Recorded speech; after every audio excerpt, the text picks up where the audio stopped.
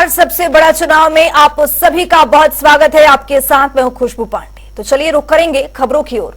चुनाव आयोग की ओर से लोकसभा चुनाव 2024 की तारीखों का ऐलान कर दिया गया है, जिसके बाद उत्तराखंड में राजनीतिक हलचल तेज हो गई है। हमेशा की तरह इस बार भी उत्तराखंड में एक चरण में चुनाव संपन्न किए जाएंगे। प्रदेश में पहले चरण के लिए 19 अप्रैल के दिन मतदान होंगे, जिनका नतीजा 4 जून को घोषित किया जाएगा। बता दें कि प्रदेश में लोकसभा की कुल 5 सीटें हैं, जिनमें हरिद्वार, नैनीताल, पौड़ी, गढ़वाल और अल्मोड़ा शामिल है।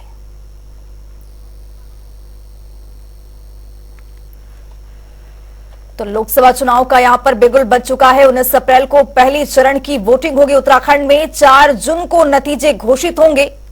तो आपको बता दें कि पूरे देश भर में 7 चरण में चुनाव होने वाला है, लेकिन उत्तराखंड में एक ही चरण में चुनाव होगा। 19 अप्रैल को पहले चरण की वोटिंग होगी, 4 जून को नतीजे घोषित होंगे। तो लोकसभा चुनाव का एक बार फिर से यहां पर शंखनाद किया गया है। 7 चरणों में लोकसभा का चुनाव होने वाला है, लेकिन उत्तराखंड में एक ही चरण में चुनाव होगा। चुनावी बिगुल आज से बज चुका है। चुनाव के नतीजों का परिणाम 4 जून को घोषित किया जाएगा।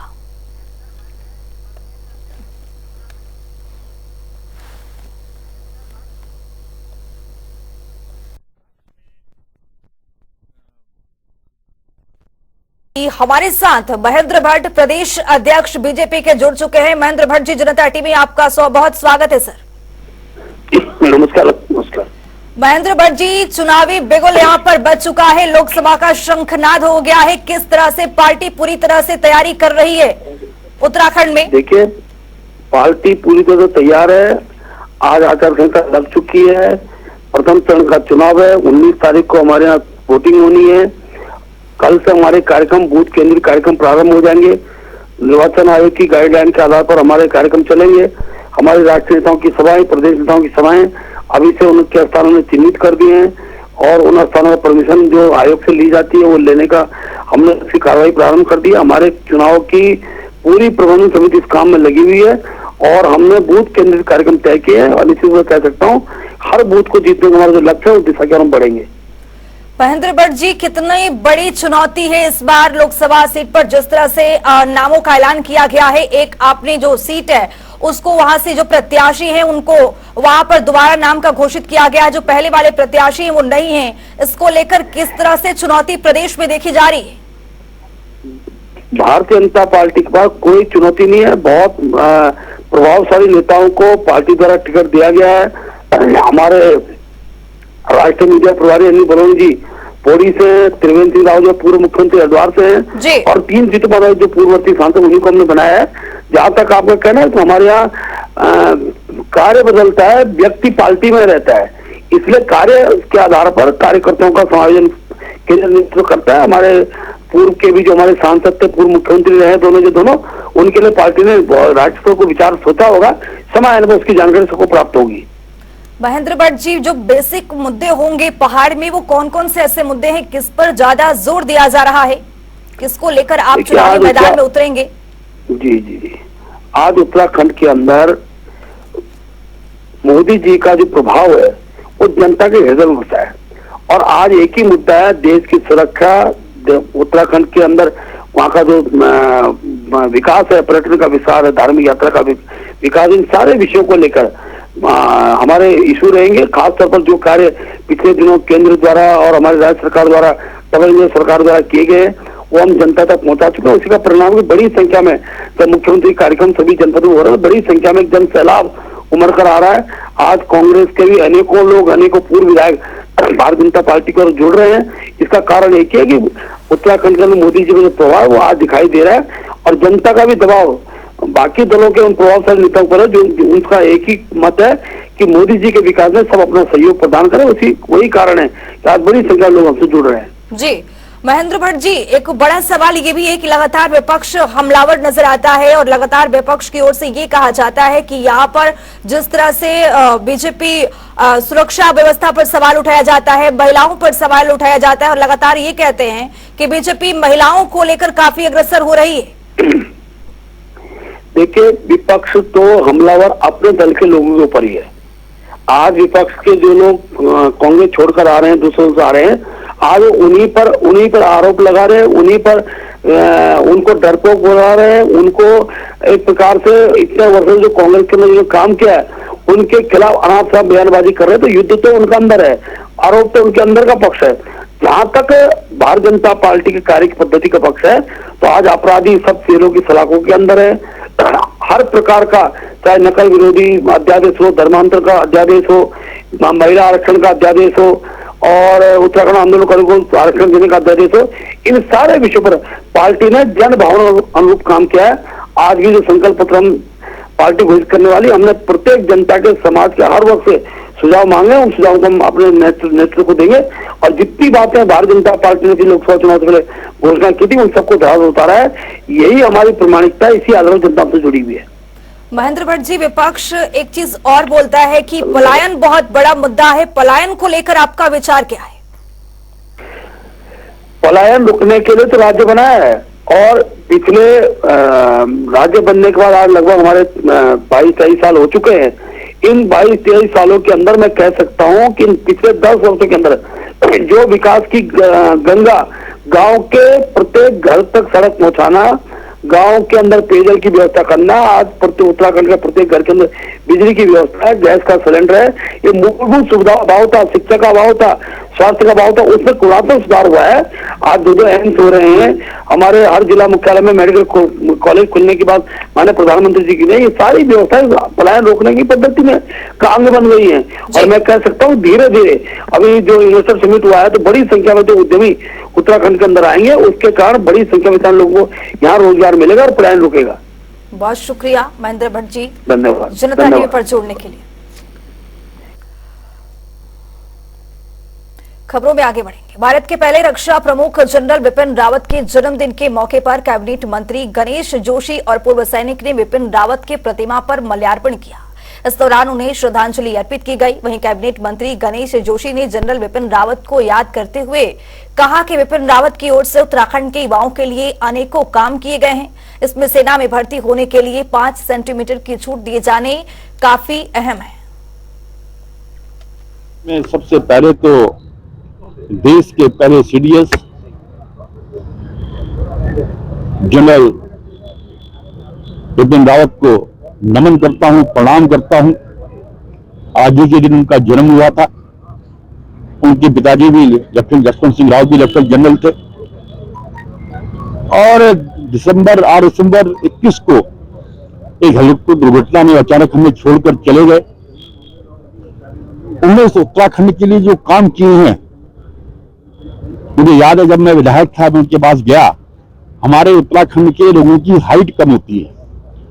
आज जो भर्ती में 5 सेंटीमीटर की छूट मिलती है उसको दिया है तो जनरल बिपिन रावत ने दिया है। मैं उनको नमन करता हूं, प्रणाम करता हूं। आज हमारे जवानों को भर्ती में दिक्कत नहीं आ रही है। मसूरी के टुन विहार के साथ अन्य कई स्थानों को कैबिनेट मंत्री गणेश जोशी ने विकास परियोजनाओं की बड़ी सौगात दी है। उन्होंने हाथी बड़कला कैंप कार्यालय में विभिन्न योजनाओं का लोकार्पण और शिलान्यास किया है। इस अवसर पर मंत्री गणेश जोशी ने कहा है कि बीजेपी विकास कार्यों को तेजी से करवाने का काम कर रही है। इसके साथ ही उन्होंने कांग्रेस पर जमकर निशाना भी साधा है। विश्वास और सबका प्रयास एक नारे को लेकर काम करती है। जनता की सरकार जनता के द्वार इस नारे को लेकर काम कर रही है। आज पिछले 1 हफ्ते से लगातार हम शिलान्यास लोकार्पण कर रहे हैं। धामी सरकार का संकल्प है कि जिस काम का शिलान्यास हम करेंगे उसका लोकार्पण भी हम करेंगे। पहले कांग्रेस के जमाने में पत्थर लग जाते थे, शिलान्यास हो जाता था और उसके बाद पत्थर गायब हो जाते थे। अभी मैंने एक सड़क का जो भूमि पूजन किया, 2004 में उसका शिलान्यास हो गया था कांग्रेस के जमाने में, क्योंकि उसकी टेक्निकल प्रॉब्लम नहीं देखी, फॉल्ट नहीं देखी, अब जाके उसे क्लियर कराया है। आज हमने दून बिहार में जो पानी की लाइनें बहुत पुरानी है उसके लिए 4 करोड़ से अधिक की राशि स्वीकृति है, उसका हमने शिलान्यास किया। इसी प्रकार हमारा जो सौर स्थल है कैंट रोड पर, उसका सौंदर्यीकरण के माध्यम से हो रहा है। सुप्रिया विहार, गंगोत्री विहार का पार्कों का लोकार्पण हमने किया है। कांग्रेस प्रदेश कार्यालय में प्रदेश महिला कांग्रेस की वरिष्ठ उपाध्यक्ष आशा मनोरमा दबरियाल शर्मा ने प्रेस कॉन्फ्रेंस की है, जिसमें उन्होंने लोगों को राहुल गांधी के 5 नारी न्याय गारंटी की जानकारी दी है। उन्होंने कहा है कि कांग्रेस पार्टी नारी न्याय गारंटी के तहत मुख्यतः 5 योजनाएं लेकर आ रही है, जिसमें महालक्ष्मी, आधी आबादी पूरा हक, शक्ति का सम्मान, अधिकार मैत्री और सावित्रीबाई फुले छात्रावास जैसी योजनाएं शामिल हैं। उन्होंने जो हमारी महिलाओं को लेकर उन्होंने 5 गारंटी दी है महिलाओं को लेके, तो आज इसी का यानी हमने भी है सारे स्टेट में इसकी मैचिंग हो चुकी है और हमारी जितनी जिला अध्यक्ष है उनकी मांग। लोकसभा चुनाव से ठीक पहले केंद्र सरकार ने पेट्रोल और डीजल के दामों में प्रति लीटर 2 रुपए की कटौती की है। एक और जहां बीजेपी की ओर से इसे आम जनता के लिए राहत की बात बताई जा रही है, तो वहीं दूसरी तरफ कांग्रेस ने इसे केवल चुनावी एजेंडा बताया है। देखिए, दिल्ली के अंदर एक संवेदनशील सरकार नरेंद्र मोदी के नेतृत्व में चल रही है। जहां विश्व में आप देखिए, अन्य देशों में अगर आप दाम देखें, चाहे तेल के हों चाहे यूरिया के हों, कितने ज्यादा हैं उसकी अपेक्षा हमारे देश में कम है। इसके लिए मैं प्रधानमंत्री जी को साधुवाद देता हूं, बधाई देता हूं कि आप आम जनता की चिंता करते हैं, उनके बारे में सोचते हैं।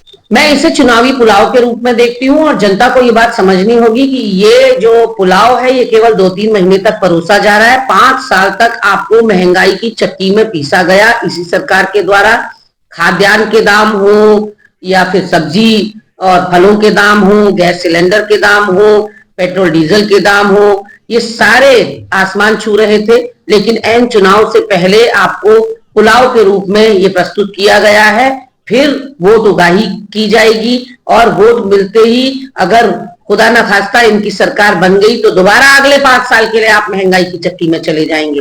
तो गणेश जोशी जी से भी कहना चाहती हूँ और तमाम भाजपाइयों से कहना चाहती हूँ कि जनता अब काफी समझदार हो चुकी है और उसके समझ में आ चुका है कि भारतीय जनता पार्टी जो कुछ भी अभी तोहफे के रूप में, सौगात के रूप में दे रही है, वो सिर्फ और सिर्फ चुनावी राजनीति है। लोकसभा चुनाव से पहले एक बार फिर प्रदेश कांग्रेस को बड़ा झटका लगा है। दरअसल उत्तरकाशी से पूर्व विधायक विजय पाल सचवाड़ और मालचंद ने कांग्रेस का दामन छोड़ बीजेपी का दामन थाम लिया है। इस मौके पर बीजेपी प्रदेश अध्यक्ष महेंद्र भट्ट ने उन्हें पार्टी की सदस्यता भी दिलाई है। का विकास कार्य जो प्रभावित हुए, ऐसी बड़ी संख्या में 200 करोड़ के निर्वाचित पूर्व के जनप्रतिनिधि भारतीय जनता पार्टी जुड़ रहे हैं। आज कांग्रेस के वरिष्ठ नेता, कई बार विधायक रहे उत्तरकाशी से, श्री विजय पाल सिंह सचवाण जी ने भारतीय जनता पार्टी संस्था ली है। इसके साथ साथ पूर्व विधायक हमारे मालचंद जी ने पार्टी की संस्था ली है और नथीलाल साहब पूर्व जिला पंचायत अध्यक्ष उत्तरकाशी जनपद के, वो बीजेपी में आए हैं। श्रीमती लक्ष्मी तलवार पूर्व प्रमुख है प्रतापनगर की, वो आई है। धर्म सिंह नेगी पूर्व ब्लॉक प्रमुख है, वो आए हैं। अंजनी उनियाल जिलाध्यक्ष महिला कांग्रेस और उनकी संस्था हुई है। और इसके साथ साथ गढ़वाली फिल्म के जो पहले हीरो थे, गर्जन फिल्म के, उनके जो हीरो थे कलाकार श्री बलराज नेगी जी, उन्होंने भी पार्टी की संस्था ली है। और आज से एक गैर चमत्कार भी और हुआ है, उत्तराखंड क्रांति दल के लोगों के अंदर भी भाव आ गया है कि भारतीय जनता पार्टी विकास कर सकती है।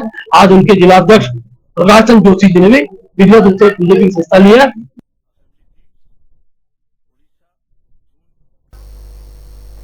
मसूरी सेंट जॉर्ज कॉलेज में एनुअल प्राइज डिस्ट्रीब्यूशन कार्यक्रम का आयोजन किया गया, जिसमें बतौर मुख्य अतिथि पर्यटन मंत्री सतपाल महाराज शामिल हुए।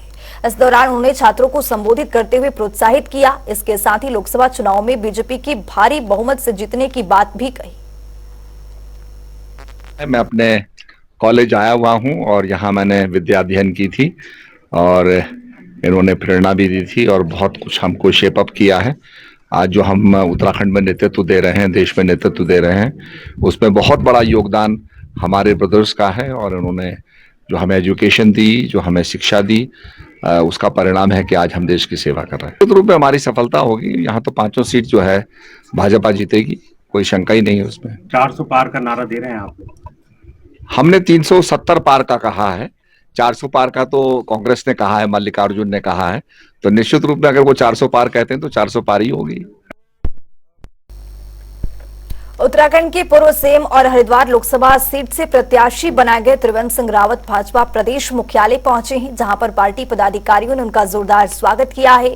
वहीं पूर्व सीएम त्रिवेंद्र रावत ने कहा है कि हरिद्वार में हुए रोड शो में भाजपा कार्यकर्ताओं और स्थानीय जनता ने उनका भव्य स्वागत किया था, जिसके लिए वो हरिद्वार की जनता के आभारी हैं।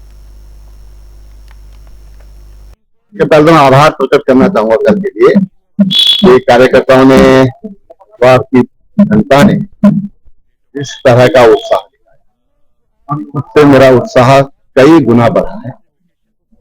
और जो प्रेम प्रदर्शित किया, मैं समझता हूं कि अभूतपूर्व था।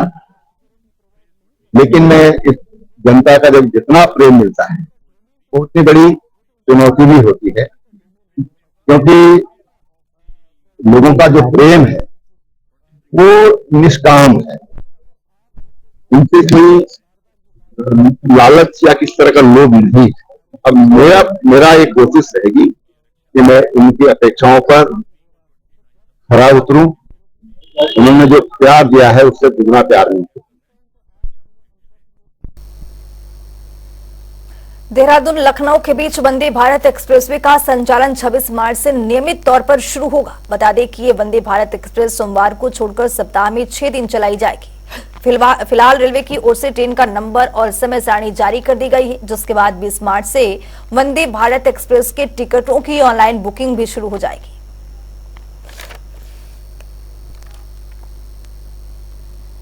लोकसभा चुनाव को लेकर राजनीतिक पार्टियों के बीच वार पलटवार का दौर जारी है। इसी कड़ी में बीजेपी के मीडिया प्रभारी मनवीर चौहान ने इंडिया अलायंस पर निशाना साधा है। उन्होंने इंडिया गठबंधन को ठग गठबंधन बताया है। उन्होंने कहा है कि हम लगातार अच्छा काम कर रहे हैं, पर बावजूद इसके विपक्ष इसमें कमियां निकाल रहा है। ऐसा करना उसकी पुरानी आदत है।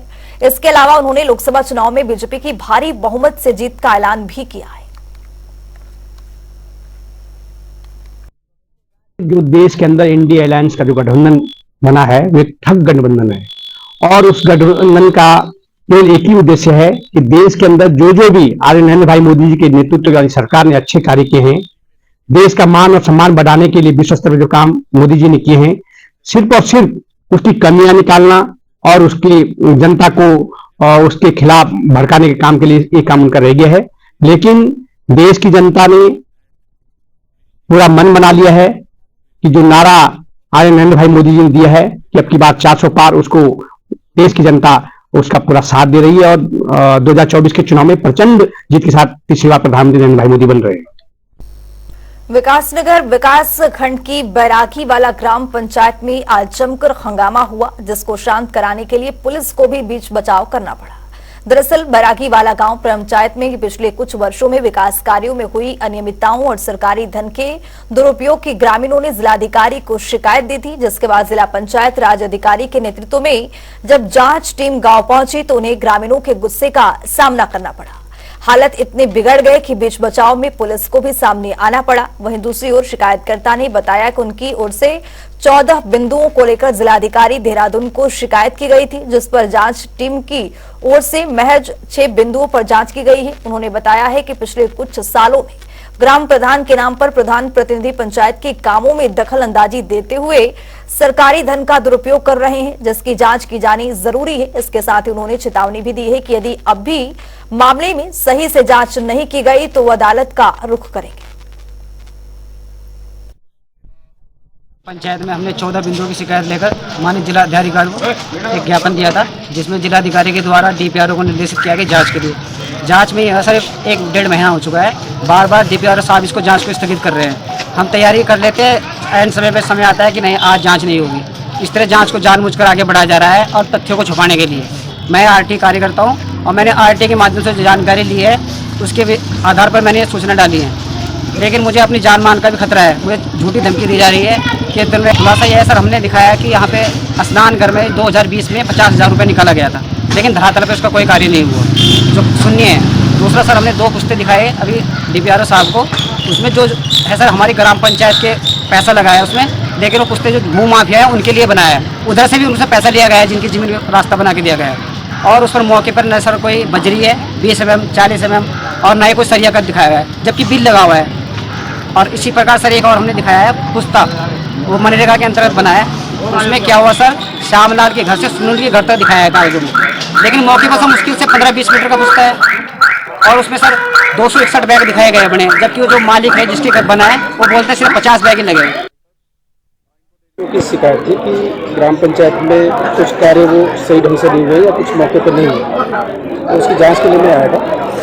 और जांच में मैंने जो काम देखे हैं उसमें 2 पुलियाएँ ऐसी हैं जिसमें जो फाइल में बिल लगे हुए उसमें सरिया का इस्तेमाल करना बताया गया है, लेकिन जो उसमें एस्टिमेट लगे उसी फाइल में, उस एस्टिमेट में सरिया का कोई प्रोविज़न नहीं है। तो उसमें प्रोविज़न नहीं है तो फिर एमबी भी उसी हिसाब से होती है कि भाई इसमें जब सरिया नहीं लगी है तो एमबी भी नहीं होगी, लेकिन इसमें बिल लगा हुआ है जिसमें सरिया का पेमेंट हुआ है, तो वो इसमें पाया गया है। वो एक तरह से अनियमितता ही है, लेकिन उसकी अभी और विस्तृत जांच अभिलेखों के आधार पर की जा रही है।